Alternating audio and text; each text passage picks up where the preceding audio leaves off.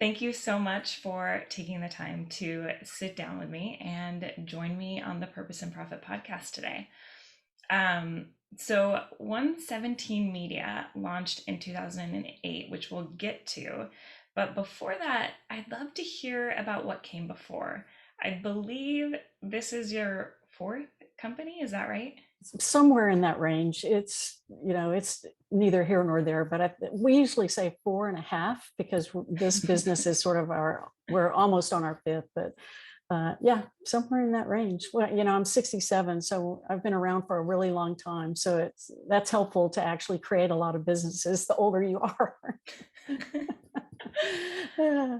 Can you share a little bit about the types of businesses you did create before? Yeah, sure. I'm actually an accidental entrepreneur. When I was very young, there were the term entrepreneur really wasn't there. I mean, people maybe had their own businesses, that kind of thing, but it wasn't like it is today. So you can imagine almost 45 years ago, there wasn't any of this. And so I just thought I was going to graduate from school with a Bachelor of Fine Arts and a specialization in advertising. And I was going to be spend my years as a creative director in an ad agency, someone else's ad agency, and had an opportunity to go to Nashville over Christmas holiday. I paid my way through college, and so I graduated in December, and it was really kind of the first vacation I'd had in a while. So I thought, yeah, I'll help you move to Nashville, and I'll take my portfolio. I'll set up a couple of interviews with some agencies there for practice, because I felt like if I screwed up, I was coming back home to Houston. Nobody would know me if I totally bombed my interviews. So that's how I approached it. But I was really fortunate. I had an offer from the all three places that I interviewed with, and I decided to stay. I thought I'd stay for maybe a year. I stayed for 3 years.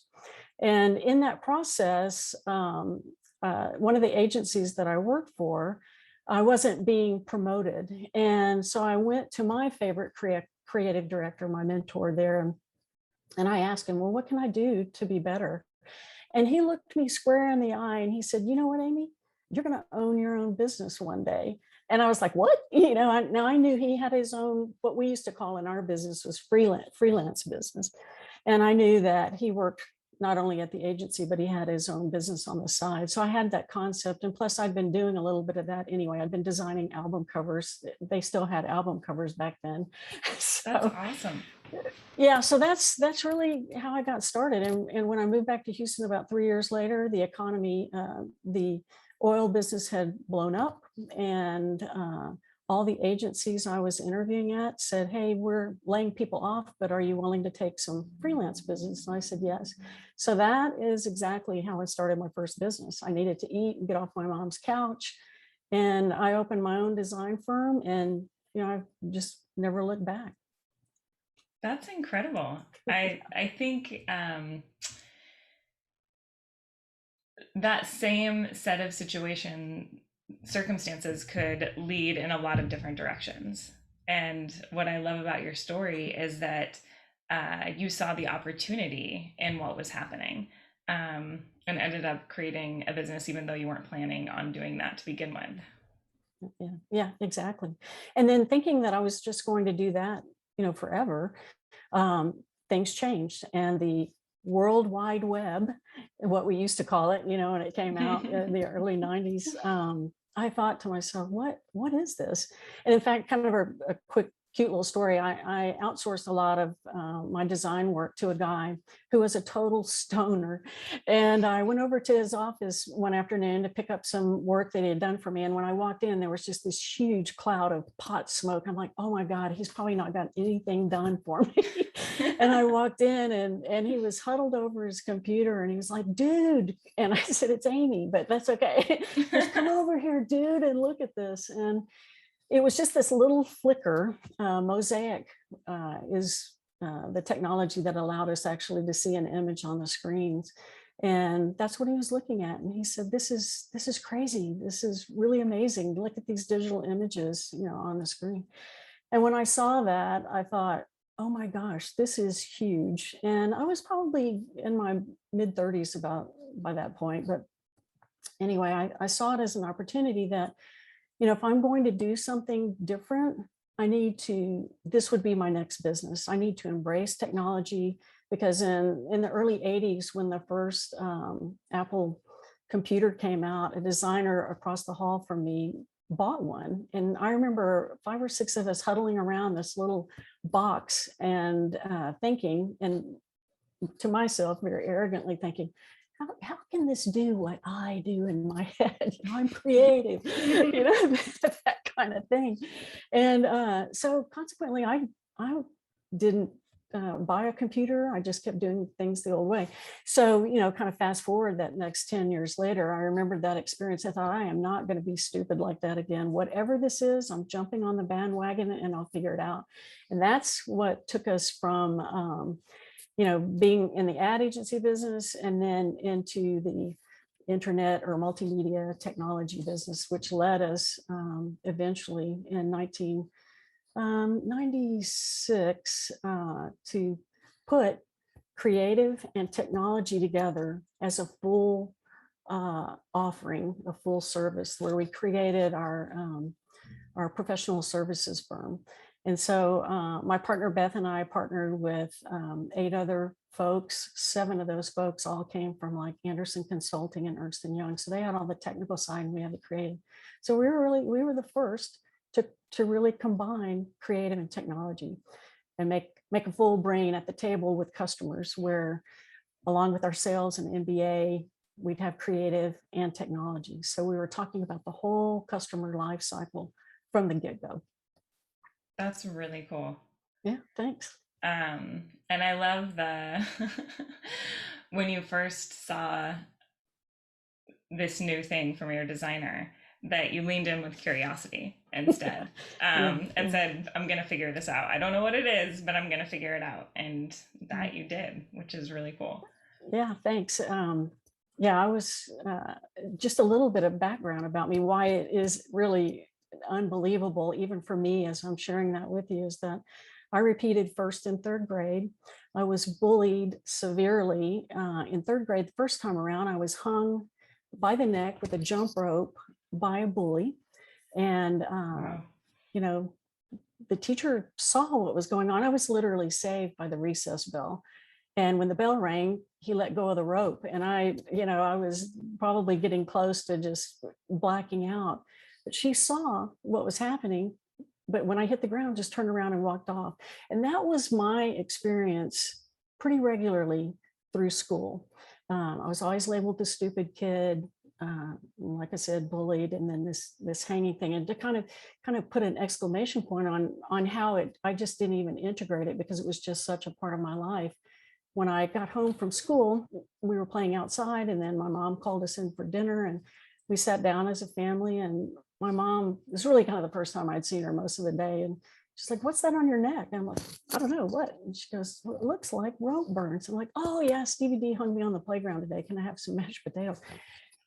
Bullying Wow. was such a part of my life that experience, I didn't even think, I thought nothing of it. It was just kind of normal. Of course, my mom freaked out, and like they did in the early 60s, and not so much anymore, sadly. But you know, not long after we had that conversation, there was a knock on the door, and it was Steve and his mom, and he was crying, and his mother was freaked out. And said, "Oh, we were sitting down for dinner, and an ambulance went by." And Steve said, "Oh, that's Amy Looper. I hung her on the playground." And that's just how it was. Our parents talked back then. So kind of moving forward with this business, we didn't start what we're doing with reThinkIt and OneSeventeen Media because of my experience. My parents did such a good job of just not letting that define me in those experiences, that it wasn't until later, a couple of years in to the first iteration of this business, that we had some press. We had done a survey, and it had made all the news. And so we were doing press interviews, and we hired a PR person to kind of spiff me up, because I hadn't spoken to press or anything. That's not my skill set, really.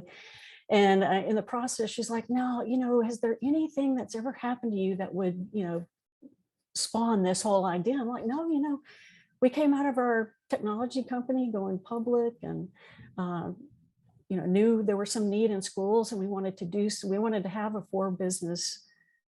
for-profit business, but that created impact. So that was even before impact was impact. We were doing social good before social good was a thing. But anyway, to just sort of button up the story, it was 2 days in before she came back in and she goes, "Are you sure? I'm getting ready to talk to People magazine." And I was like, "Well, I was hung on the playground." Her head just about exploded because I hadn't said anything about it, but that's how much it just, I'd been able to overcome it, and it just wasn't a thing. But, kind of coming to that realization, I realized, probably deep down inside, I've been like a salmon swimming upstream to help kids. And when I had the opportunity to use technology that I had just learned so much about, could we use technology for good? Then that was where the idea, for this next business came from. That's incredible. So many things you touched on. One, I love how you talked about how your parents handled the situation, and that this, I guess, repeated bullying incidents didn't end up becoming part of your identity. And I think that is just probably a huge way to define resilience. And so it was really cool to hear that. And then the reaction of your PR person, where, wait a second, that's a very profound story from an outsider standpoint. Right. I knew you could appreciate it as more than anyone because of your background, right? You understand, how to tell the story and how important that is to get your brand and stuff together. So, yeah. So that brings us to OneSeventeen Media, whose mission is to passionately build mobile technologies that help all kids thrive. Can you please tell us about the apps that you've developed and how they work? Yeah, absolutely. So reThinkIt's a telemental health and analytics platform, and we're helping kids solve their mental health needs using a combination of chatbots and live human telemental health, and it helps kids on demand, right at the point where they're maybe at their worst moment or a thought is going through their mind. We're using technology where they rock to be able to reach them and help them instead of waiting until something really goes off the rails and then they finally decide to let an adult know what's going on. And all of us have been kids, and we all know things that we didn't tell our parents or we didn't confess to, at school, that got us in a lot of trouble. And so that's essentially what we're doing. And we have something that's called our interactive dialogue interface. And it essentially works with our algorithms to create this sense of a human being on the other side of the screen for kids.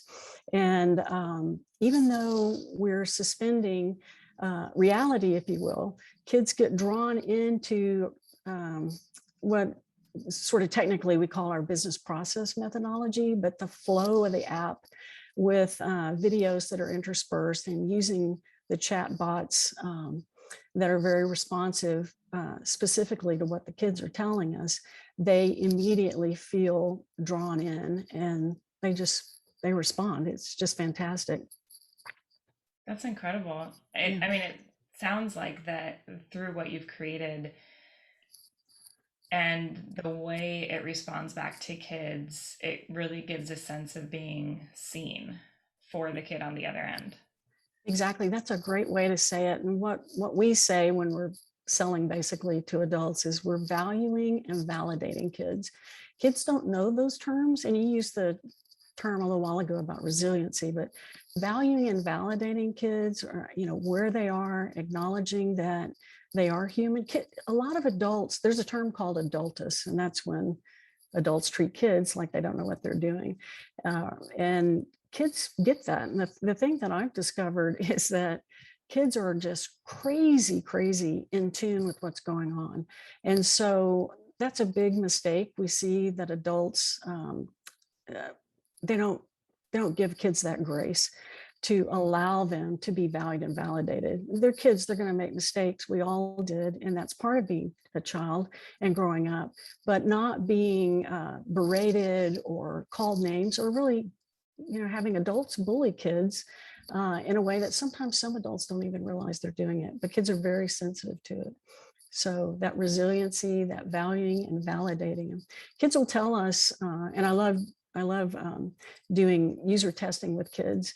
And I've had kids get off the program and just turn with just like shock and disbelief and say something like, Laura and Jacarius really got me, and those are videos,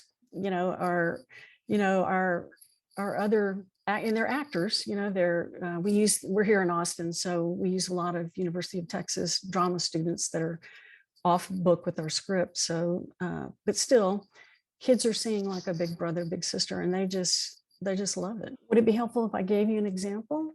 I would love that. Thank you. Yeah, cool. So the way reThinkIt is used in schools today is, well, first let me start with the current way school is handled. So very specifically, we have started in what's called the discipline process for kids. So a child gets in trouble for some reason, minor or major, in class, and they're sent down to the principal's office. And generally, they sit on the bench waiting to see the authority figure. And that can be an assistant principal, counselor, or whatever. It's different in different schools. But basically, they're sitting on the bench.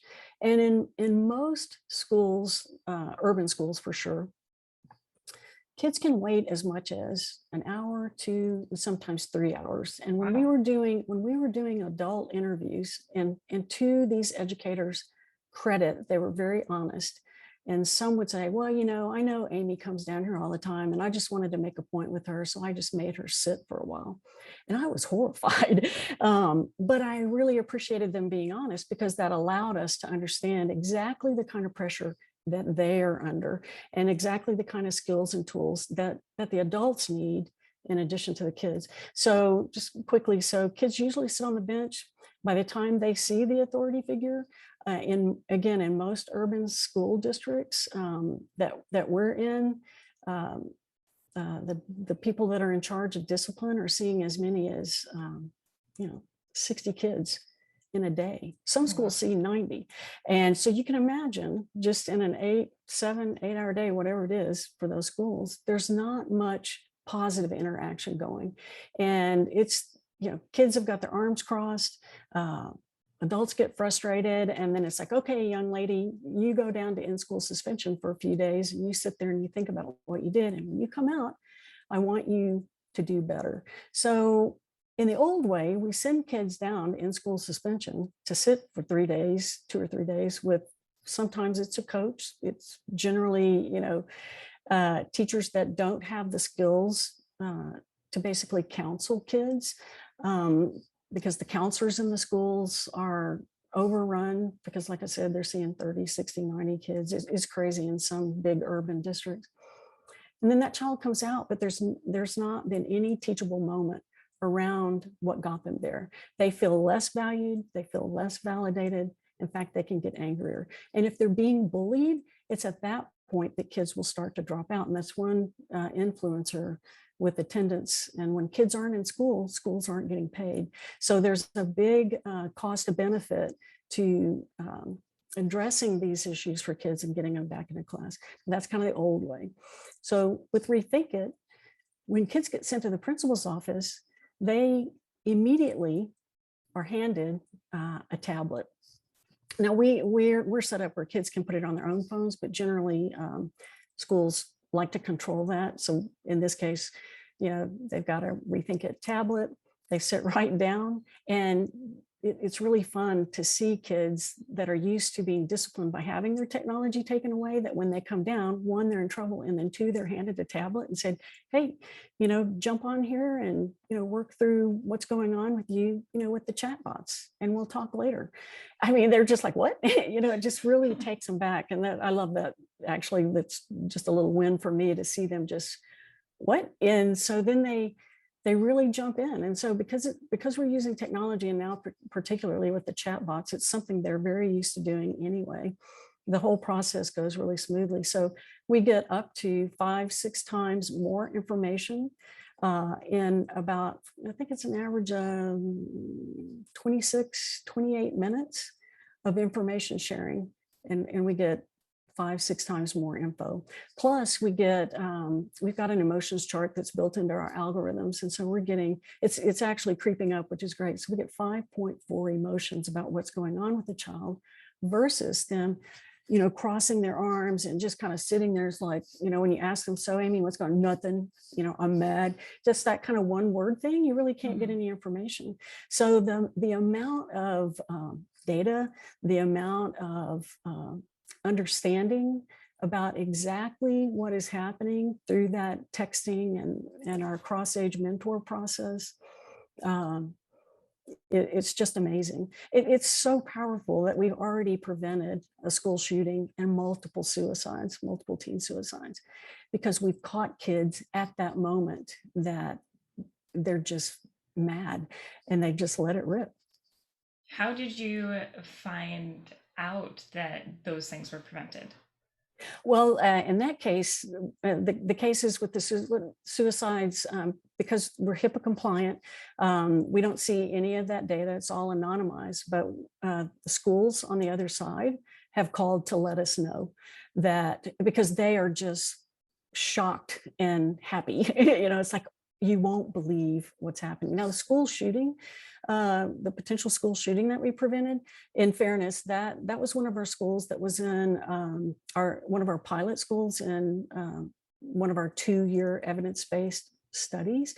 So we had people at that school pretty regularly, but it was just because we had a person there, the school was sharing that information. But I think in that school's case, we would have gotten a call from that principal anyway, because she was just outstanding. Just since we're talking about that particular school, this was a middle school in Houston. They had about 1,200 students, and this boy had been sent to the principal's office about 5 or 6 times for just talking in class. So while our team was there, they were like, oh, well, we've seen Johnny over here a few times, can we just put him on, the system? And they're like, no, we want to save this for the bad kids. And, it's like, we really cringe when people say that, but kind of understand where the educators are coming from in their framework and what their day looks like. But we see every single child as a child that is potentially at risk. So we want kids, even if it's just like, I've had a fight with my BFF, we want that child to come on, because we know that might be an indicator of other things. But back to this kid. So, our team being out there had seen him multiple times. And so he had come down to the principal's office, but they were in a big team meeting. And so our folks, kind of back to just sort of grabbing the bell and ringing it, or the brass, whatever metaphor you used a little earlier, our whole team sort of thinks outside of the box. And, at that point, we felt like it would be better to ask for forgiveness than to ask for permission, because clearly he'd been down 5 or 6 times. So our team put him on, and that's the stuff that he, was spewing. He had a list, he had names, he had very explicit, he was using language that, just was setting off all kinds of alarm bells. I mean, he was just off the chart. And so fortunately, our team member that was out there got the principal, and that particular school was part of the Communities in Schools network, which is across the United States. It's an nonprofit organization that can help fill in. They can provide counseling. They can, if a child needs a meal, they can get it, that kind of thing. And so they were able to immediately get that child with one of their psychologists, and they took care of it. We didn't hear anything else other than really just basically what I shared with you, rightfully so. But that principal, we preserved over $100,000 of monies for her, because we reduced her in-school suspension and her alternative school transfer rates by the transfer rates were by 77%. And right now, I can't remember exactly what it was well over 50%, because that's kind of our average for reducing in-school suspension. But by doing that, it keeps kids in school. They're not cutting class. They feel valued and validated. And we can talk a little bit about affective domain, but she was so excited that we had preserved over $100,000 worth of revenue in 9 months. It allowed her to hire more counselors that she needed and to do some other things. So there's a big cost benefit to embracing technology that kids rock at in order to help them solve their mental health needs. Sorry, I went a little long there, but I get excited No, about it. Yeah. I love the excitement, and it's amazing the impact that these apps have been able to have. I mean, huge kudos to you.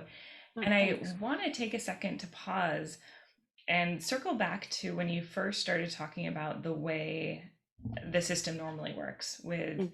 kids going in, waiting from a half hour to 3 hours to see an administrator.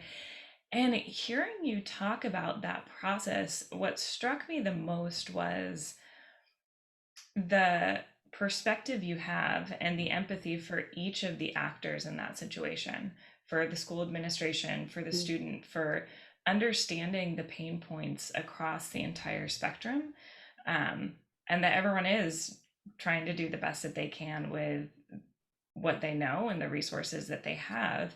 And I think what you've been able to create really takes that into account, understanding what each of those um, stakeholders, I guess, the student, the school counselor, all of them need to be more successful.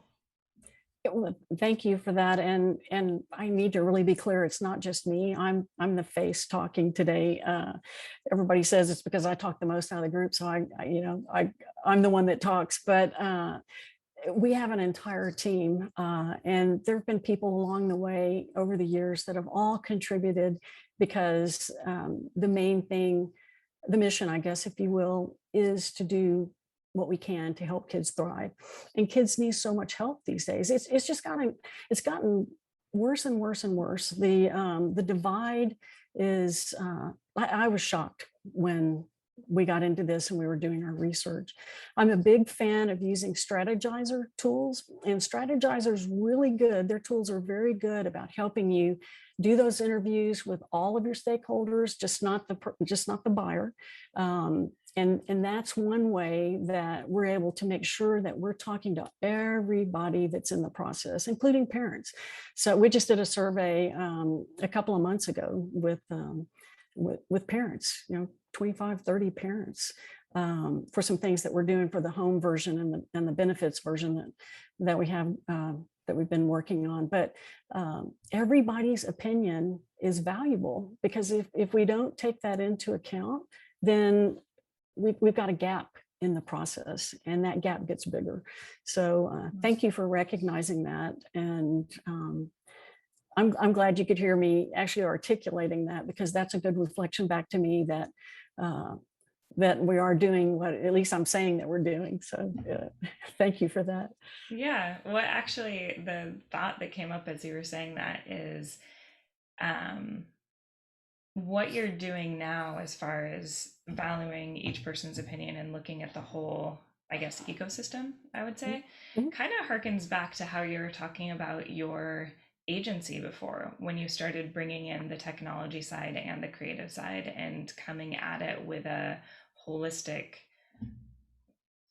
offering, which now you're also doing a holistic offering, but in a very different ecosystem. And I guess taking the learnings of, I'm assuming, what worked before in a very different setting. Wow, my head just went emoji, blow my head up.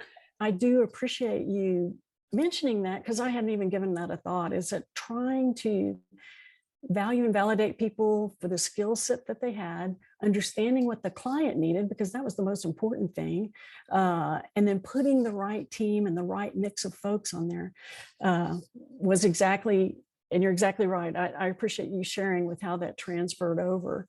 But getting back to OneSeventeen Media, can you talk a little bit about the challenges you faced while developing the apps?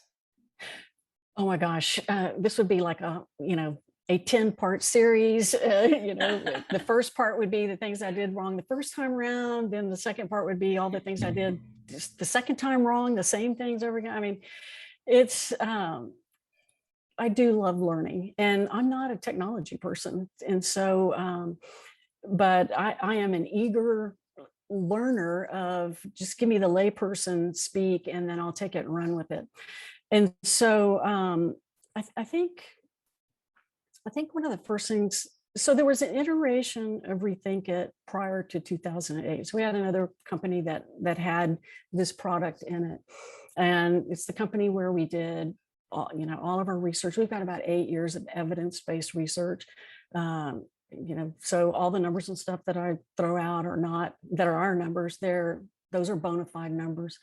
And then we had just gotten to where we were starting to sell. I think we had sold about $2 million, over, I don't know, maybe 6 or 8 months. It was kind of it's hard to sell in schools. But anyway, we had jumped the chasm, if you will. We had proven the product. We had evidence-based research. We had tons of use case studies, where we were actually really doing what our brand promise was. And then the economy blew up. And it was just like, oh, are you kidding me after all of this? And I mean, it was, for a few weeks, everybody's like, oh, okay, maybe this will pass. But then, very clearly, everybody realized that this is serious. And 8 happened. It was a natural break for us to say, okay, we've got to lay everybody off. This looks really serious. So we just closed that company down.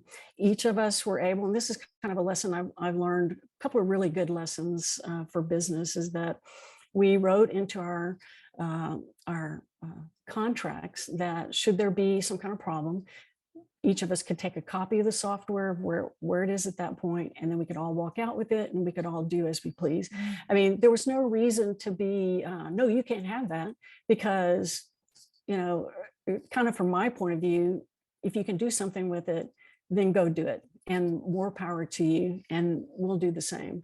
Because if there's more good out there, then that was okay. As it turned out, Beth and I are the only two that actually did something with the software going forward. But those are some lessons learned of, working with people, and then just not being afraid to write in a contract. It's like, okay, we just all take, a copy of where it is, and good luck. I think that was important. Another lesson that we learned actually in the technology company that I would carry forward, we're looking right now to potentially look for an acquisition partner. And so this is an experience from the tech company when we founded it that I would look to carry forward in what we do. But we had a really great female attorney that was advising us when we started the tech company. And because Beth and I were the only entrepreneurs, we had a business. We brought that revenue stream in. We started our tech company out of our building that we owned. So that gave us some additional, shares and some value that we had. But one of the things we already knew leading up to this process, that some of our tech partners were very, very, very dominant and aggressive. And this attorney said, one way you could combat that is to, as part of your agreement coming in, is that you just put, and we decided Beth would be, Beth's smarter than I am. She can do math numbers in her head just like that. And I love it. It's just insane. So she had the best business mind, because let's just write Beth in that she'll have a permanent board seat until there's a triggering event. And we did that, and that saved our bacon. I can't tell you how many times, because had we not had her there, some of our tech partners would have just run us just right out. And so that's one of the most valuable business lessons I have ever learned. Can I ask a question about that? Yeah, sure. So permanent board seat for your company, or permanent board seat on your tech partners' companies? The tech company. Yeah. Okay. So there were 10 of us that founded the tech company. So Beth and myself, and then 8 other partners, 7 of which all came from the tech side. So yeah. Thank you for that clarification. So it was, company company 2.5, company 3. Yeah. Yeah. So, I mean, those are all just valuable lessons, kind of just learning along the way. Being an app for helping kids navigate difficult emotions, school age kids, um, I think probably the past 16 months since COVID hit has been one of the most difficult times for emotion navigation for all age groups, with a lot of kids moving to being taking their classes at home, not being able to interact with friends the way they have in the past. Has that shift, have you seen any response within your own company? So either more schools signing up to have your app available to their students, or the schools that already have signed up, the app being used more often? And I know you mentioned that usually the app itself is used when kids are waiting to see the principal or whoever once they've been in trouble. So on an iPad there. So has that shifted as well? It has. And we haven't seen it on the bottom line yet, but we have seen it in the uptick of activity.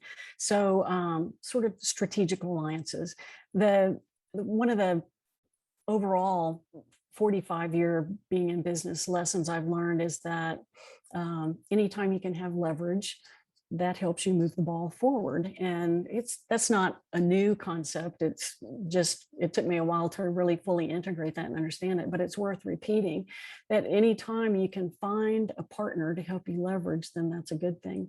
So to that end, because just before COVID, so in 2019, we were toying around with the idea because I've been talking about mental health, and a major inflection point to get us as a society thinking about mental health.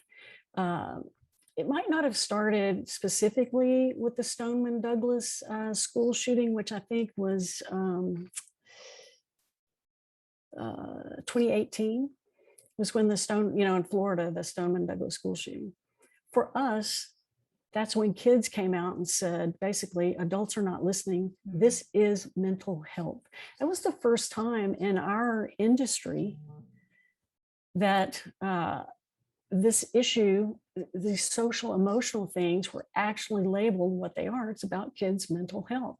We called it social emotional learning. We called it character education years before, but finally those kids came out and said, we're leading the charge because adults aren't listening to me. And so there had already been many shootings in the workplace that corporate was thinking about. How can we help our own employees with their mental health? There's something like a $530 billion market for just wellness in lost revenues with absenteeism and a term that's called presenteeism for businesses. And presenteeism is, just for folks that may not know what that definition is I'm at work, but I'm thinking about something else. So that's kind of back to our affective domain they were talking about. If you don't have the ability to really kind of park that and get your work done, and then you come back and revisit it, then that wastes time for employers. So that's where we saw some of the early shift, that employers were looking to take care of their employees.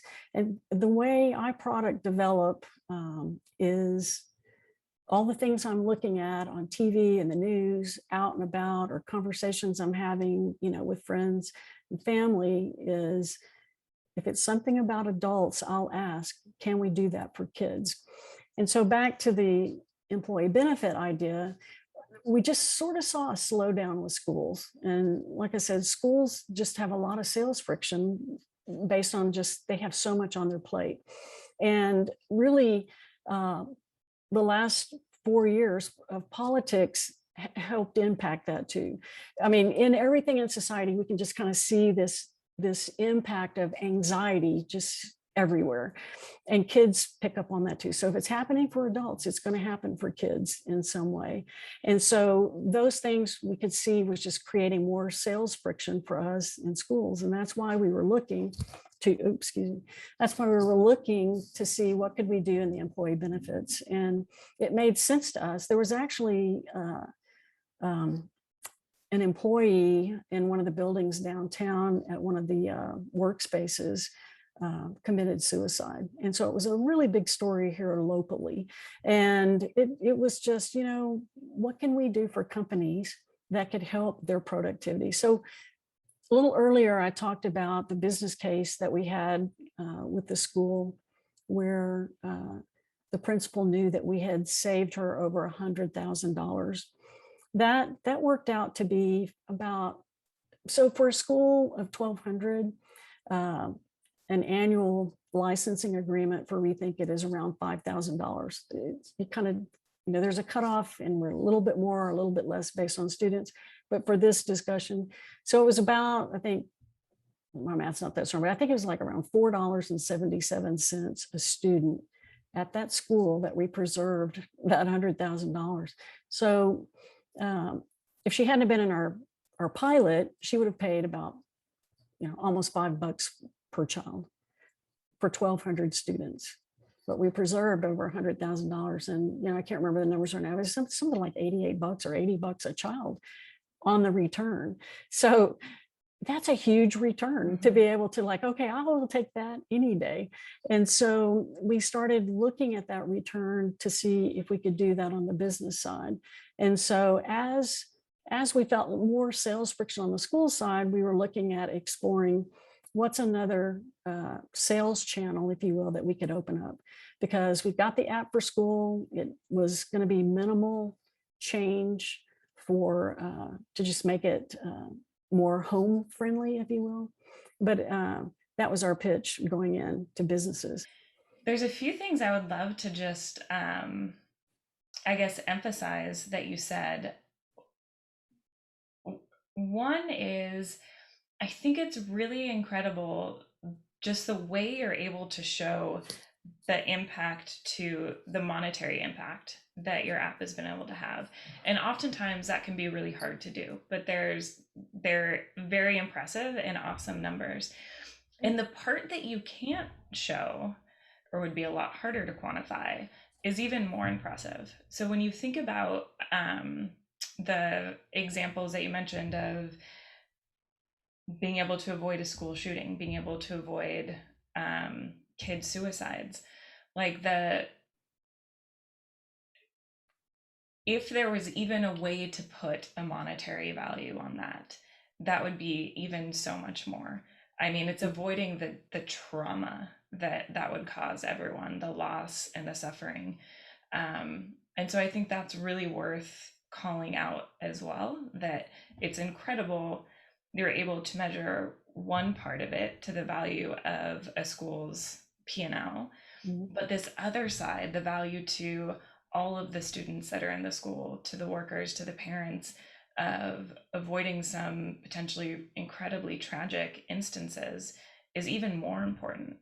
And I feel like with listeners listening to this, and I understand schools are totally strapped for cash, but it seems like someone introduced me to the term on the podcast, word of moms, the other day instead of word of mouth, which I really like, because I think it's probably the most powerful word of mouth there is. The word of moms out there in the PTA programs, I feel like could snap their fingers and get this embedded in every school, just understanding the impact that it has to help children regulate their emotions, to understand that they are valued where they are, that they are validated where they are with what they're feeling, and helping them, I guess, just navigate what can be a really hard time in life, being a kid and learning where you fit in the world.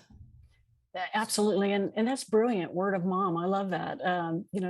from your lips and learning that on the podcast, hopefully out to folks, because I think where we have had some sales friction, COVID has changed that. I mean, we are getting more. We've got several hundred schools that we're in the process of talking to right now, and it's mostly because their pain point has gotten greater. So back to appreciating and valuing educators, they are underpaid for what they are charged with doing. They are responsible for educating our next generation, yet so often the reward is really for them, internal, not necessarily financial, but I think, I'd like to see them be able to be more financially rewarded and them be valued and validated for what they do. They now, for teachers that are in the classroom, not only are they teachers, but they are de facto psychologists, because there are schools that just don't have the money to hire the counselors that they need. The thing about discipline management, and while we earned our chops in the discipline process, is if a child is upset and they're disrupting a class, they're disrupting all the other 29 students in the class. And then they're taking that teacher away from what she needs to do. And this is what is so cool about the power of valuing and validating people to, be in their brilliance with any idea. No idea is stupid. Is that after the first iteration of reThinkIt was out in the schools, we saw teachers telling us that they downloaded it on their devices and were actually using it in class. So if class convened and a child was just distracted, that teacher allowed that student to use their device and go through the app in the classroom. And that is like a 60-second fix. It's like, hey, Amy, I see you may have some other things on your mind today. Take the app and tell me your story. And then 60-second fix, little Amy's taken care of, and then teacher got back to teaching. We've got a lot of stories like that. And that was a huge breakthrough for us, that teachers were giving us, and how this could actually be used, which helped us think through how this could be used at home. And then you used a great term earlier, the ecosystem, how we can put that child in the middle, because they're self-centric anyway, but we can put them in the middle of everything that goes along for them: home, school, external friends, sports or faith-based, all the stuff that they're doing. All that information, all that data can go in, and then the system remembers, well, here's what Amy's been dealing with today. So we're going to help her with that today. We're going to give her some techniques to help. We're going to let the teacher know, or we're going to let the mom know, or dad, here's how you guys can work together to get through this. And then we're going to use notifications to then ping Amy on her device. Hey, how you doing today? Did you? And it's this simple with kids. We don't even really have to. We can do this because we've got the data, and the algorithms to do it, to say, hey, Amy, how did you do on your math test today? Because we can tie to all kinds of stuff and know what's going on. But we found it's just as successful to send a notification to a child and say, hey, I was just thinking about you today. And so how did that thing work out for you that you were worried about? Bam, because they love it. We don't even have to identify what the thing is most often. It's really powerful. Was that helpful? I kind of felt like all of a sudden I got excited and got off on some other stuff. So no, that is helpful. I think just like opening up the doorway for conversation is so powerful. Yeah. And that's what the story illustrated for me. It doesn't even have to be super specific, but just following up again and asking how they're feeling, and how what's been weighing on their mind has resolved or is still there is really important. I want to ask, as we're running out of time, is there anything we didn't cover that you'd like to share with the audience? Oh, wow. I feel so honored that you've let me talk all of this time about wherever the conversation took us. So I'm very appreciative. I can't think of anything. I think we probably shared what we needed to share, with just putting a bow on the end of it by saying, this is what gets us, our whole team, excited, is using the power of business, to do good. And it's okay to make money doing good. And I think that's really, at the end of the day, part of our benefit corporation ethos, is that finding like-minded people like you that are interested in impact, so we can do more of it. Because once people realize, oh, you can have a for-profit business and do good. Oh, okay, I'm in, because I've got something to give to the world that will be good. And the more people that come together to do that, the better. So thank you for so much for doing this, for creating a podcast that creates impact and highlighting other entrepreneurs that are doing good. And that's all your good. So good on you. Thank you. I appreciate that. Now, if listeners are interested in getting your apps in their kids' schools or in their employer benefits, what should they do? Yeah, thank you for that. The easiest thing to do is just go to our website, which is OneSeventeen Media, all spelled out.com, and just go to the contact us form and just shoot me a note. Just tell me that they heard me on your podcast and they're interested, and then we can take it from there. Because we may already be in their district, we may have a partner that's already in their district. The employee benefits is a new thing for us, so we are looking kind of for our first partner. We had some early discussions with Blue Cross Blue Shield, but there's other insurance companies or other companies that it just would be great to learn more. So it's not a hard sales process. It's more about having a conversation about what's going on for them in their community that we can explore to see if we can help. And we're very appreciative for that. That's great. Thank you. Great. Thank you. Yeah.